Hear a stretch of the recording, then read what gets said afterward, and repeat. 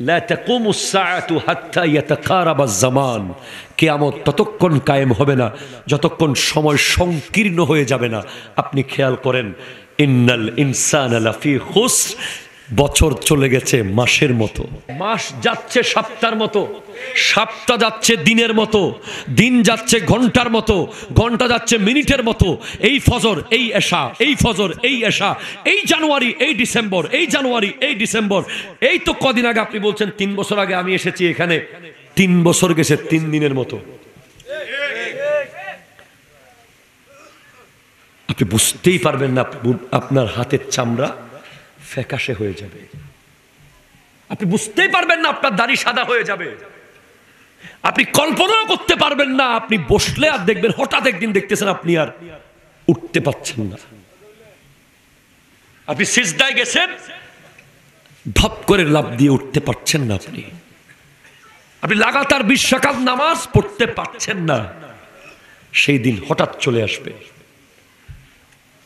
সেজন্য বোঝার চেষ্টা করুন কি হারাচ্ছি, কি হারাচ্ছি। এরপরেও দেখবেন আমরা যদি যতক্ষণ কবর দেখবে না ততক্ষণ কিছু মানুষ হেদায়েত হবে না। তো এই জন্য মৌলা আলী কারামাল্লাহু তাআলা ওয়াজহুল কারীম বলেছেন, আল মাউতু খায়রু মুআদ্দাবিন, মৃত্যু হলো সবচেয়ে বড় আদব শিক্ষাদাতা। আপনি যদি মরার আগে আদব না শিখেন, আপনাকে আজরাইল আলাইহিস সালাম এসে আদব শিখিয়ে দেবে। কথা বুঝেন নাই? জি, আপনি যদি মরার আগে আল্লাহর আদব, রাসূলের আদব, ওলিদের আদব, মা বাবার আদব, মুরব্বির আদব, উস্তাদের আদব না শিখেন, আপনাকে আজরাইল ফেরেশতা এসে কি শিখাই দিবে? আদব শিখিয়ে দেবে। এটা মৌলা আলী বলেছেন। যত রকম করে ওয়াজ করি, তারপরে দেখবেন কালকে সকালে একদল মজাক আছে। না, ফিরে আসো, ও আনিবু ইলা রাব্বিকুম, ফিরে আসো আল্লাহর দিকে, ও আসলিমু লাহু, আত্মসমর্পণ করো আল্লাহর কাছে। মিন কাবলি আইয়াতিয়াকুমুল আযাব, আযাব আসার আগে ফিরে আসো। সুম্মা লা তুনসারুন, আযাব যদি চলে আসে কেউ তোমাকে বাঁচাতে পারবে না। তো এখন যারা এই যে যুব সমাজ, যারা ফজর পড়েছে আজকে 2 রাকাত সুন্নাত 2 রাকাত ফরজ, তারা আফসোস করবে এই বলে, ফজরের নামাজের পরে 1 পৃষ্ঠা কোরআন শরীফ পড়ার টাইম তো ছিল। যারা জোহর পড়েছে 10 রাকাত, 2 রাকাত নফল পড়ে নাই, তারা বলবে প্রচুর টাইম ছিল, শুধুমাত্র বাইরে এসে বৈঠকখানায় বসে আড্ডা না দিয়ে, ফেসবুকিং না করে, কমেন্ট শেয়ার না করে 2 রাকাত নফল তো পড়েই ফেলতে পারতাম। যারা আসরের ফরজ পড়েছে, যারা পড়েছে এদের কথা বলতেছি আমি, যারা পড়ে না এখন ওদের সাবজেক্টে আসি নাই আমি। যারা আসরের ফরজ পড়েছে, 4 রাকাত সুন্নত পড়ে নাই, তারা মাথা বাড়ি দিয়ে ভেঙে ফেলবে কিয়ামতের মাঠে। কবরে গিয়ে মাথা বাড়ি দিয়ে ভেঙে ফেলবে, কাশ কোনো অসুবিধা ছিল না, আমার কোনো সমস্যাই ছিল না, কেন পড়লাম না।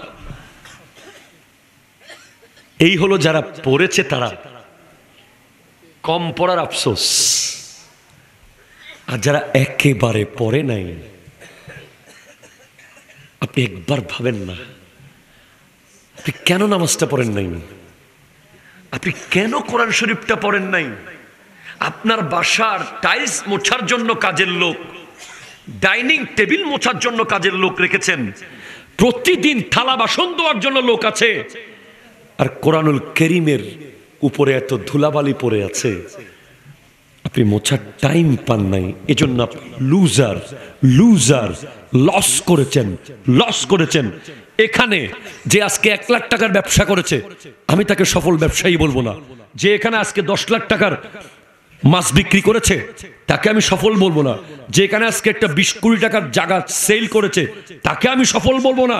যে আজকে সারা দিনে 5 ওয়াক্ত নামাজ পড়েছে, নফল পড়েছে, ফরজ পড়েছে, সুন্নাহ পড়েছে, সাদাকা করেছে, সালাম দিয়েছে, মা বাবার খিদমত করেছে, তার আখিরাতের লাগেজে কিছু ঢুকাতে পেরেছে, সে হলো সফল সফল সফল। ঠিক কিনা? বাকিরা লুজার। হ্যাঁ, মাহফিল প্রত্যেক দিন হচ্ছে ভাই। এই মাহফিলকে শুধু অনুষ্ঠান মনে করিয়েন না আপনি। আমি আপনাকে 2-3টা নাট পরে 4-5টা ঘটনা বলে একটু কান্নাকাটি করে চলে যেতে পারি। আমি আল্লাহকে কি বলবো গিয়ে? আমি কি করেছি আপনাকে এখানে এসে? আমি আপনাকে কবর দেখাতে এসেছি, আমি বোঝাতে এসেছি হাসরটা কেমন।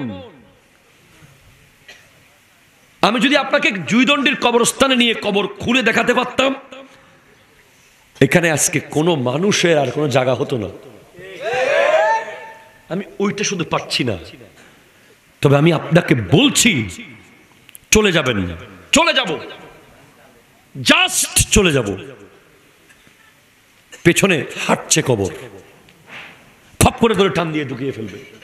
হ্যাঁ, প্রতিদিন প্রস্তুত যাওয়ার জন্য। আপনি কি প্রস্তুত? প্রশ্ন আমার আপনার কাছে, আপনি কি প্রস্তুত?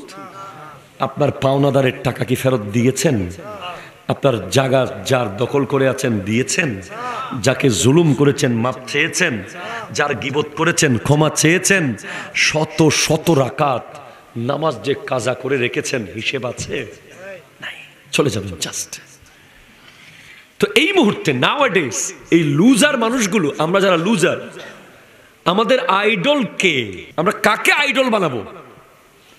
আমরা কাকে আইডল বানিয়েছি? এই যে ক্রাউড, এখানে এমন এমন যুবক আছে, কাউকে লজ্জা দেওয়ার জন্য আমি আসি নাই। তাকে যদি বলি যে ইসলামের প্রথম খলিফা যিনি, ওনার পুরো নাম কি, জানবে না। ওনার বাবার নাম কি? No sir. মায়ের নাম কি? নো। উনি কত বছর বেঁচেছেন? না। ওনার থেকে কয়টা হাদিস রিওয়ায়াত হয়েছে? না। ওনার নবী প্রেম কেমন ছিল? জানি না। কারণ কেমনে জানবেন আপনি? আপনি জানবেন কেমনে? আপনি বলছেন আই এম এ মুসলিম, আপনার মাথার চুল বলছে ইউ আর এ ইহুদি। আপনি বলছেন আই এম এ মুসলিম, আপনার পরনের প্যান্ট বলছে আপনি খ্রিস্টানের মতো।